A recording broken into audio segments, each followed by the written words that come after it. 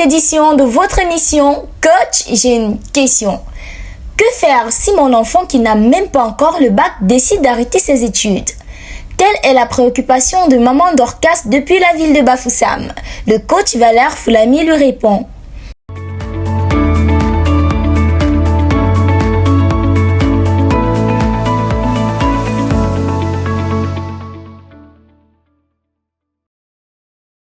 Que faire si mon enfant qui n'a même pas le bac décide d'arrêter ses études?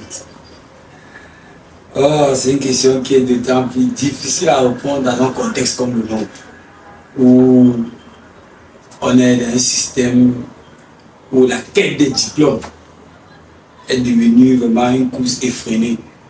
Parfois, on cherche tellement les diplômes qu'on ne sait même pas ce qu'on va en faire.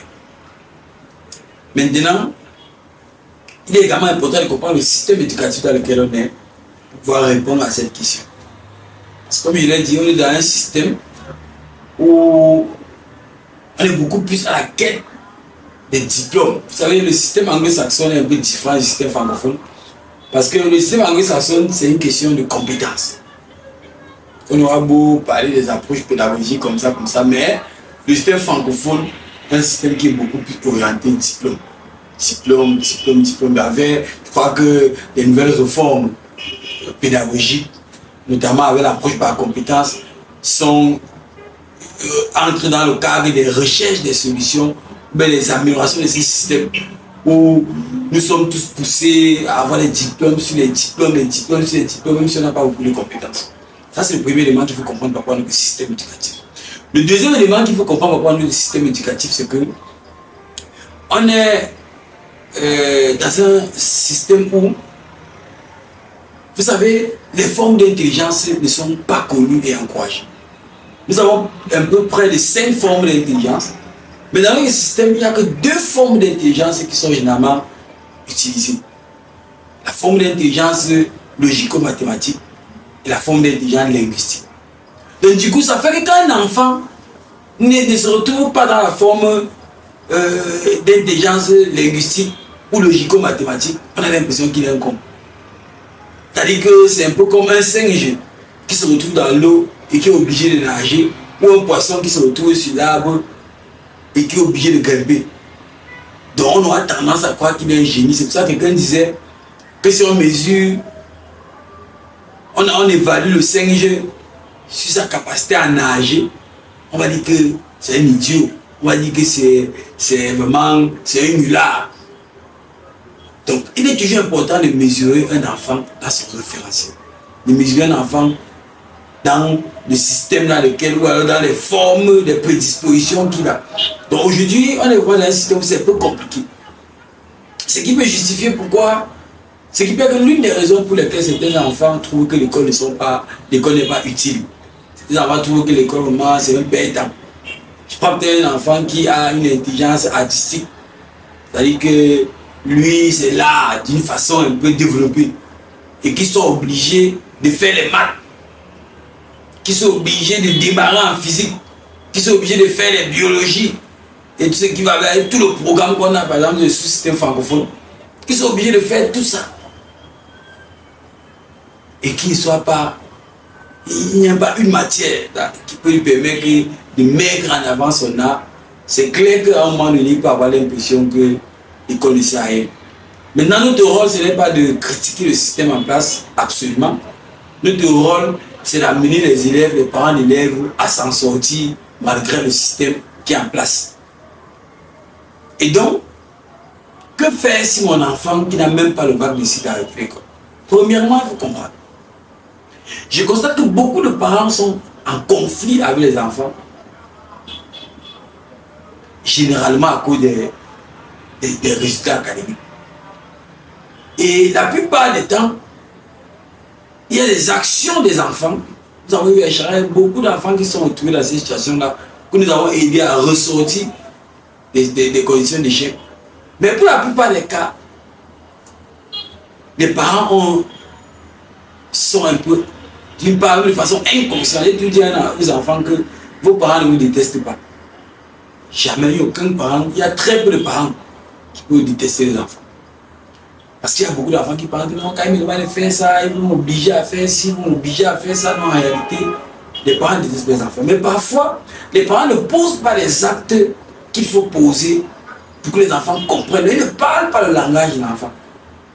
Et ce qui amène généralement les enfants à se braquer, à se rebeller et à croire finalement que, comme le père s'il aime trop que je sois premier en classe, si j'échoue, ça va lui faire mal.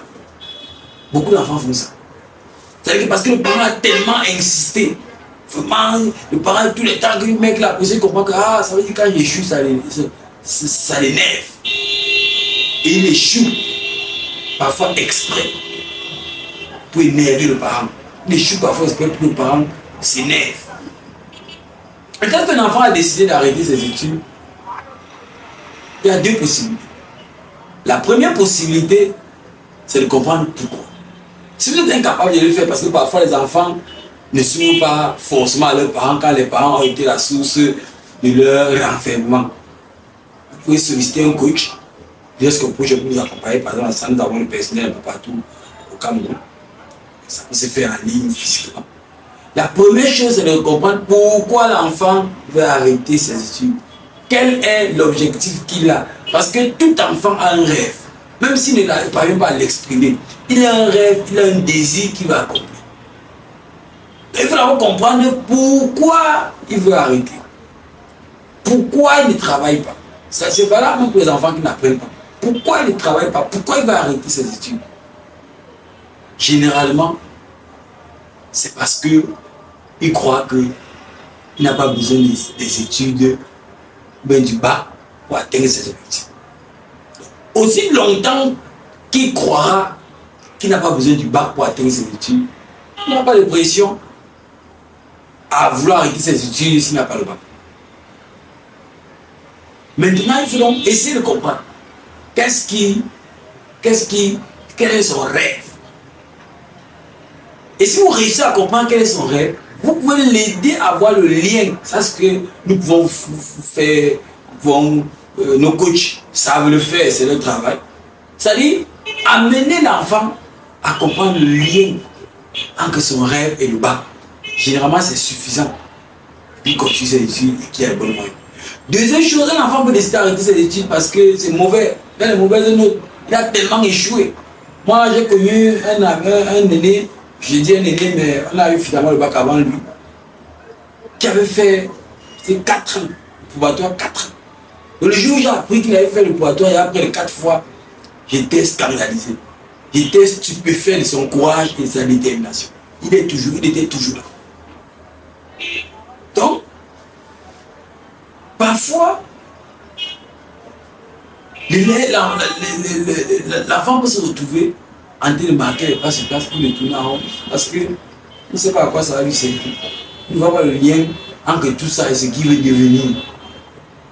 Parfois, c'est les échecs. Il a tellement échoué qu'il s'est dit que, vraiment, les nombre d'années que j'ai fait pour faire le bac, si j'étais dans un business que je suis à tel niveau. Il faut savoir gérer. Maintenant, quand on connaît la cause, parce que la première chose, c'est de connaître la cause. Quand on connaît la cause, il faut attaquer la cause. Il faut l'amener à comprendre. Si la cause, par exemple, c'est le fait qu'il a trop pour l'échec, il faut qu'il comprenne. Il faut l'amener, il faut trouver un moyen pour l'amener. C'est du travail, donc vous pouvez nous contacter pour ça. Il faut trouver un moyen pour l'amener à comprendre que l'échec fait partie du processus. À comprendre que l'échec, parfois, c'est pour t'aider.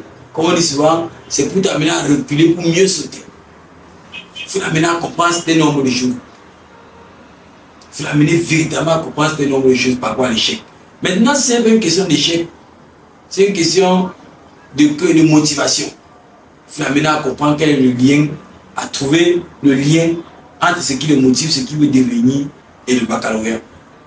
Donc, quand les deux choses-là sont faites, il peut se remettre au travail, il peut travailler. Maintenant, s'il décide de façon irréversible d'arrêter ses études, ce n'est pas toujours la fin du monde. Il faut essayer de voir quels sont ses projets. Est-ce qu'il veut faire une formation courte durée? Est-ce qu'il veut faire une formation professionnalisante? Est-ce qu'il peut faire et tout et tout? Il y a des gens qui font ça, ils s'en sortent. Et ils peuvent faire ces formations-là et ils s'en sortent. Maintenant, avec le temps, s'il est motivé, il peut se réinscrire pour faire l'examen en tant qu'auditeur libre, par exemple.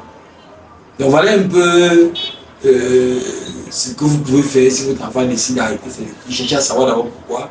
Cherchez à savoir si vous ne pouvez pas résoudre le problème qui cause ça. Maintenant, si vous vous rendez compte que vous ne pouvez pas résoudre, cherchez à l'accompagner, peut-être dans un métier. Si vous ne l'accompagnez pas, il va faire ce qu'il veut. Donc quand vous avez tout essayé, que ça n'a pas marché, maintenant vous êtes obligé de le soutenir. Quand ça n'a pas marché, quand vous n'avez pas pu le convaincre, vous devez le soutenir dans ce qu'il veut faire, pour être au moins sûr que vous pouvez l'éviter certains égarements. Voilà ce que nous pouvons dire par rapport à cette question. N'oubliez pas de vous abonner, de cliquer sur la cloche de notification pour ne rien rater sur nos différents contenus et surtout nous écrire pour nous poser vos problèmes dans les différents canaux qui sont mis à votre disposition. Beaucoup de courage, chers parents. Je sais que ce n'est pas facile, mais nous sommes là pour vous accompagner. Nous espérons que vous êtes satisfaits. N'hésitez pas à vous abonner sur toutes nos plateformes et à nous présenter vos préoccupations.